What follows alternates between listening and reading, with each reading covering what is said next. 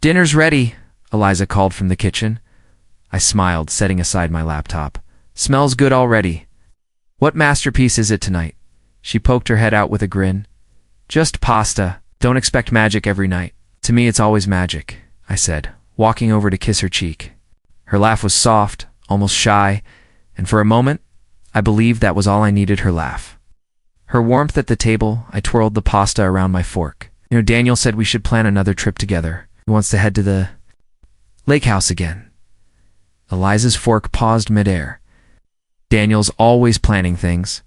Don't you think he takes too much of your time? I chuckled. He's my oldest friend. He's practically family. Her lips curved, but the smile didn't reach her eyes. Family should know when to step back. Before I could reply, my phone buzzed. A message from Daniel lit the screen. Brother, beer tomorrow? I grinned and typed back, always. Eliza's voice cut in. You light up every time he texts you, because he knows me better than anyone. Except you. Reach for her hand, but she pulled away to sip her wine. The next day, Mia dropped by unannounced. She flopped onto my couch, her dark eyes sharp. You trust people too much? You know that? I laughed. That's your favorite line, and you never listen, she shot back. Daniel's charming, but charm hides teeth. Liza's distant. These days, you don't see it? I frowned. She's stressed at work, that's all. I won't build stories out of shadows. Mia leaned forward. Shadows mean something is blocking the light. Don't ignore it. I waved her off, but her words stuck like splinters. That evening, when Elisa stepped onto the balcony, phone pressed to her ear. I caught fragments. Yes, I'll try not tonight. Her voice was low, urgent. I asked, who was that? She jumped, turning with a stiff smile. Work, just work. Work. Makes you whisper now. I teased, trying to keep it light. She brushed past me. You overthink? I let it slide, though unease twisted inside me. Later, Daniel joined me at the bar. He clapped my shoulder. You're a lucky man. Eliza's a gem. Don't ever doubt. Her eye raised an eyebrow. Why would I? Just saying. He chuckled, sipping his beer. But when I came home, Eliza was already asleep, her phone clutched tight in her hand. I whispered to the dark, we're fine. We have to be fine. Yet the silence gave me no answer, and the perfect picture I held in my mind trembled like glass about to break.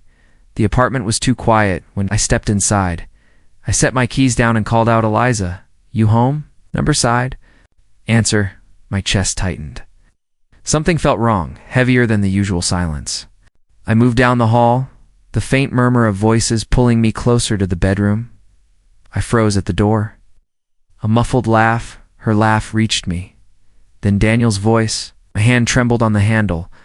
I pushed the door open. Eliza. My voice cracked, her eyes widened, her body tangled with his. Daniel's arm shot away like a snake retreating, but it was too late. The image seared into me. What the hell is this? Shouted. Eliza scrambled, pulling the sheet around herself. It's not listen. Don't you dare. I roared. Don't you dare lie to me right now. Daniel sat up, hands raised. Brother, calm down, brother. I lunged at him. You call me brother and sleep with my wife? His mouth opened, excuses tumbling. It just happened. I slammed my fist into his face. The crack of impact echoed. He stumbled back, clutching his lip as blood trickled. Eliza screamed, grabbing my arm. Stop, please, stop. Ow. I shook her off, my chest heaving. How long? My voice was low, deadly. Tell me. Tell me how long this has been going on. Tears streamed down her face. I swear it wasn't supposed to happen. I was lonely. Lonely? I laughed bitterly. I gave you everything. My time, my heart, my trust. And you were lonely? Daniel spat blood, glaring at me. Don't put it all on her. We both shut up. I kicked the side of the bed. You think I want to hear anything from you? Liza reached toward. Me, her hands trembling. Please, listen. Listen. To what? I snapped. 2 more lies. 2 excuses. You ruined us, Eliza. You destroyed everything. Her sobs filled the room. I still love you. Love. My throat burned. You don't even know what that word means. Daniel tried to stand, his voice weak. You'll regret hitting me. I stepped toward him, fists clenched. No, the only thing I regret is letting you near my family, near her. He faltered under my glare, blood dripping onto the floor. Eliza crumpled onto the bed, covering her face. Please, please don't leave me. I stared at her, my vision blurred with tears. You already left me the moment you let him touch you. Silence fell, broken only by her sobs and his ragged breathing. My chest felt like it was splitting apart. I backed away, gripping the door frame to steady myself. My whole world had collapsed in one instant. People I trusted most had ripped the ground from under me as I stepped out. Eliza's voice followed. Desperate and raw, we can fix this. I turned my head slightly, my voice hollow. Some things can't be fixed. I slammed the door behind me, the sound ringing like a death knell to the life I once knew. The phone rang again. I pressed it to my ear, already dreading. Son? What's going on? My mother's voice trembled. Your father heard things? Is it true? I shut my eyes. I don't want to talk about it, but people are whispering. She pressed. The neighbors, I said. I don't want to talk about it. My voice cracked. Silence followed, broken only by her sigh. We love you, she whispered. Before hanging up, I dropped the phone, burying my face in my hands. The whispers were everywhere, gnawing at me. That evening, Eliza showed up at the apartment. Please, she begged, clutching my arm. It was a mistake. I swear I didn't mean for it to happen. I yanked free. A mistake is dropping a glass, not sleeping with my best friend. Tears streaked her face. I love you. I always have. Her words twisted the knife deeper. Then why can I still hear his voice in my head? Why do I see him every time I close my eyes? Because you won't let go, she cried. Can't we start again? Start again?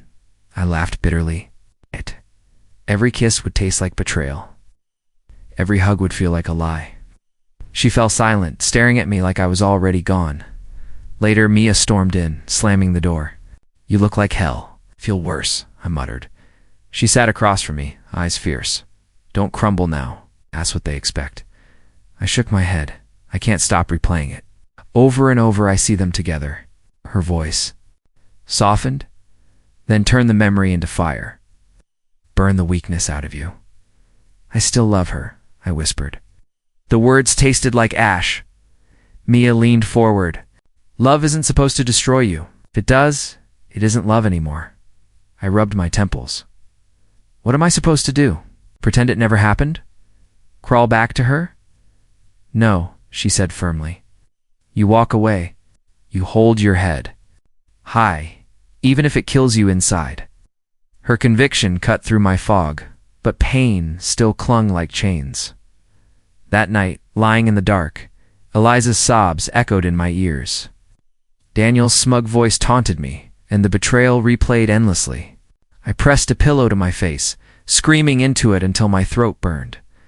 Between gasps, I whispered to myself, do I cling to a broken life or finally let go?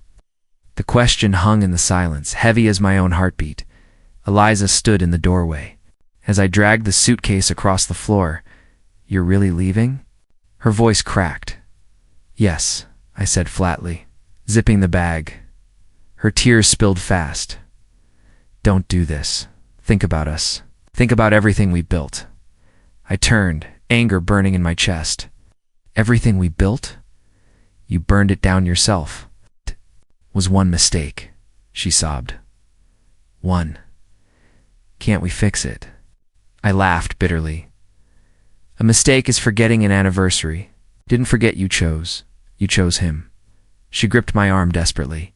Please don't throw away our years. Together, years mean nothing, I snapped. Not when you drove a knife into my back. Her sobs shook the room. I'll change. I'll do anything. I pulled free. You already had everything. My love. My trust. My loyalty. And it wasn't enough for you. She sank to her knees. Don't leave me like this. I grabbed the handle of the suitcase. You left me the second you opened the door to him. The silence after my words was suffocating. She choked on her tears. reaching toward me like I was her last lifeline. But I walked past her. Mia was waiting in the hall, arms crossed. "So you're really doing it?" "Yes," I said. She gave a firm nod. "Good. Don't bend. Don't play the fool." At the lawyer's office, the papers slid across the desk. The pen felt heavy in my hand. The clerk asked softly, "Are you sure?" I pressed my name onto the page, more sure than I've ever been. Later, word spread fast. My parents called, shocked. Friends stared at me like I had broken some unspoken rule. "You're supposed to forgive," one said. "I'm supposed to live." For the first time in weeks, I felt something strange stir in my chest. Not joy, but power. But power. I wasn't trapped in their story anymore. This was mine too, right? The apartment door shut behind me with a hollow thud. I dropped my bag on the floor and whispered, "So this is freedom." The silence answered louder than any words. That night I pushed food around on a plate, forcing bites down. I muttered, "Tastes like cardboard." My phone buzzed. Mia's name lit the screen. "You eating?" she asked.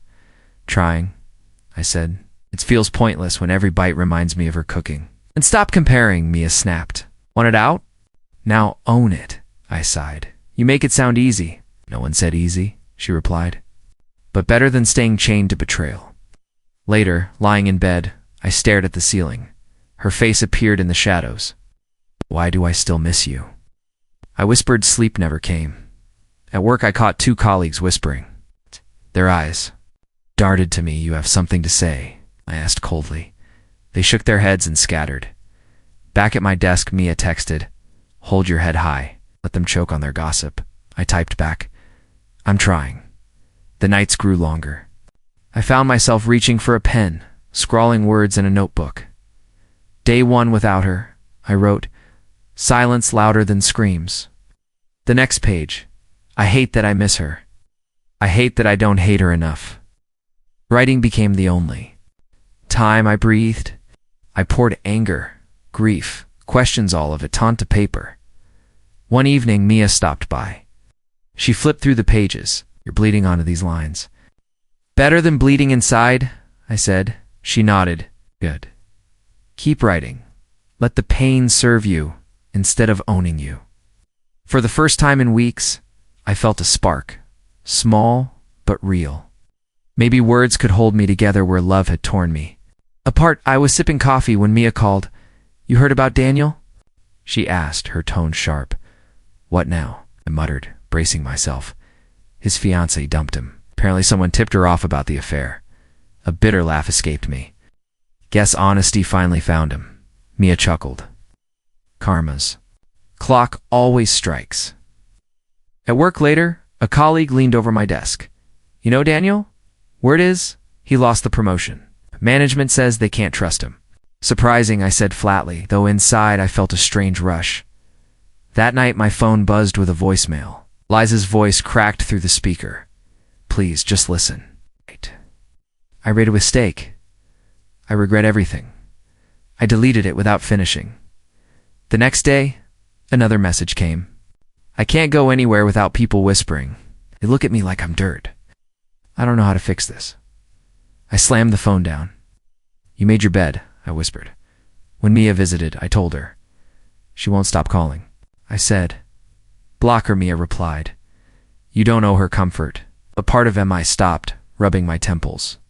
Part of me still aches when I hear her voice.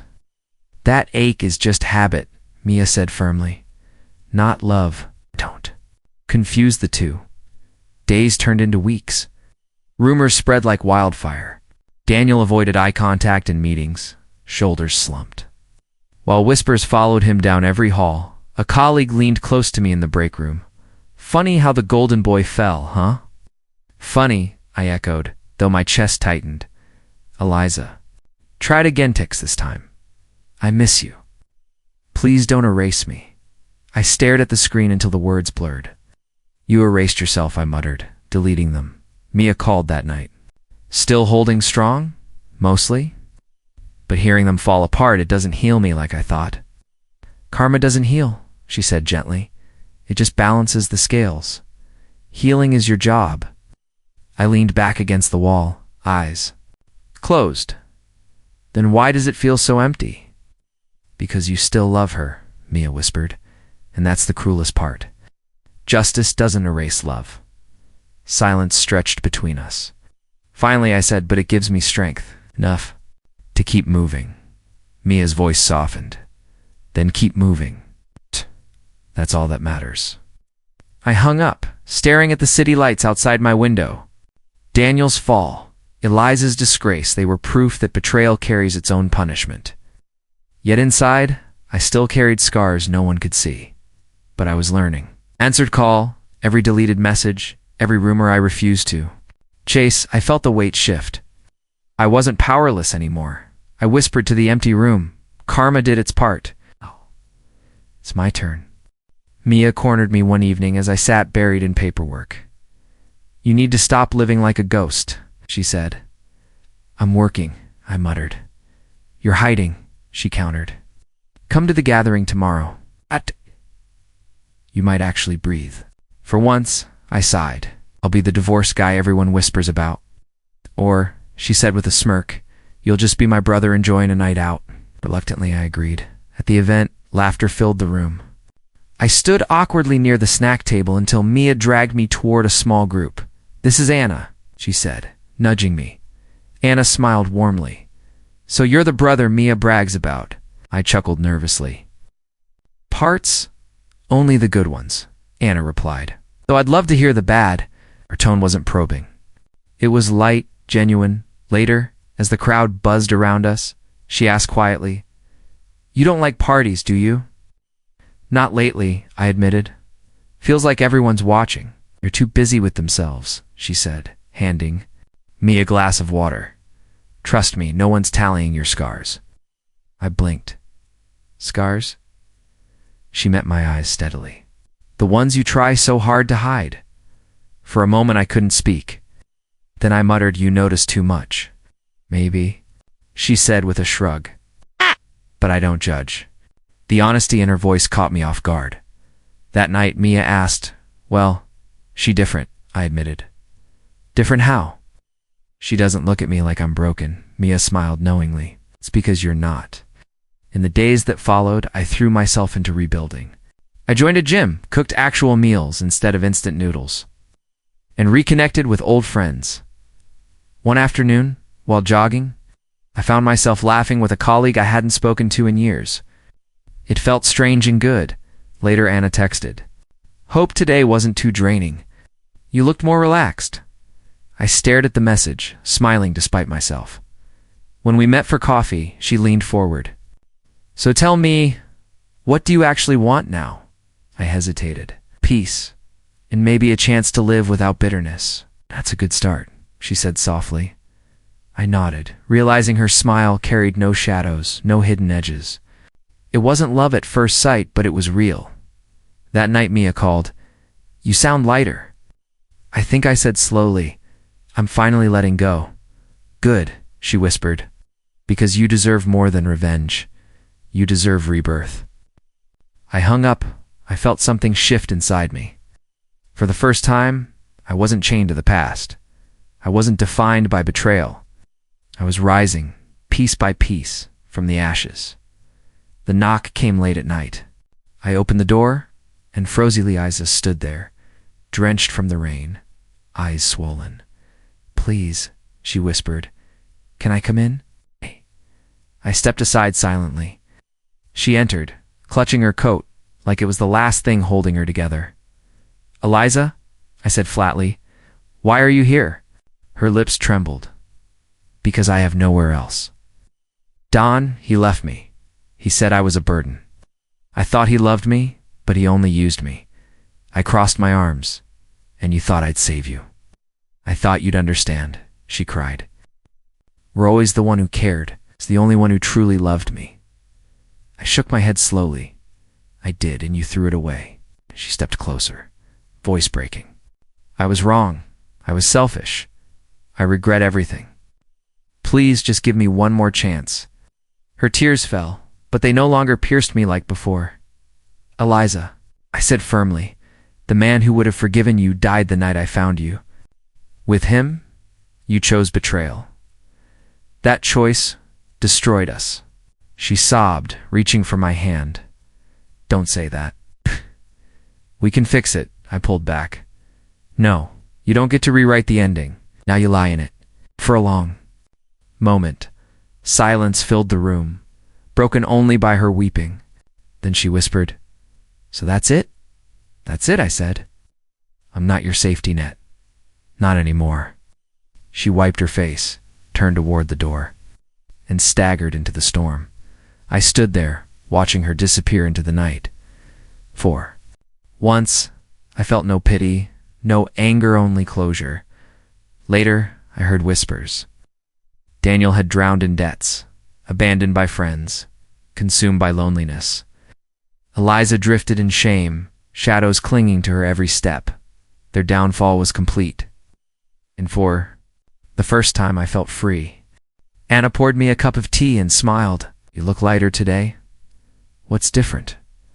I leaned back, staring at the steam rising. For the first time in years, I don't feel chained to the past. She tilted her head. "Does that mean you've finally forgiven her?" "No," I said firmly. "Forgiveness isn't part of this. I just let go. There's a difference." Her smile widened softly. "That's progress." Later, Mia came by, tossing her bag on the couch. "So, big brother, still breathing?" I smirked. "Breathing and standing? That's more than I thought possible a year ago." She studied me. "You're different. Not broken. Not bitter, different." "What happened?" "Life happened," I said. "I walked in on betrayal, fell apart, and somehow learned to rebuild. I stopped playing the victim." Mia crossed her arms. "About time. You finally chose yourself." "Exactly," I replied. "For so long, I thought survival meant clinging to what hurt me. I see survival as cutting it loose." Anna returned, sitting beside me. "You talk like you're writing a book." "Maybe I am," I said. "Journaling kept me sane. Now it feels like chapters of my life. One ended with betrayal. The next begins here." Mia grinned. "And who's the heroine of this new chapter?" I glanced at Anna. She flushed, but her eyes held mine steadily. "Let's just say," I whispered, "this story isn't about revenge anymore. It's about rebirth." Anna touched my hand gently. "I don't want to replace anyone. I just want to walk with you." "Yeah, and that's enough," I said. Mia smiled knowingly. How good. "Because you deserve a life that doesn't drain you." Room grew quiet, but it wasn't the suffocating silence of my old apartment. It was warm, alive. I broke it softly. I used to think my life ended the night I caught them. But it didn't. That night forced me to begin again. Anna whispered, "So what's next?" "Next," I smiled. "I write my own story. More scripts written by betrayal. No more roles forced on me. Just me choosing how the pages turn." Mia raised her glass of soda. "2 new stories, then?" Clinked mine against hers. 2 new stories. That night, lying in bed, I stared at the ceiling. For once, no ghosts haunted me. The pain had carved me, but it hadn't destroyed me, I whispered. Into the darkness, "This is my story now." And I believed it.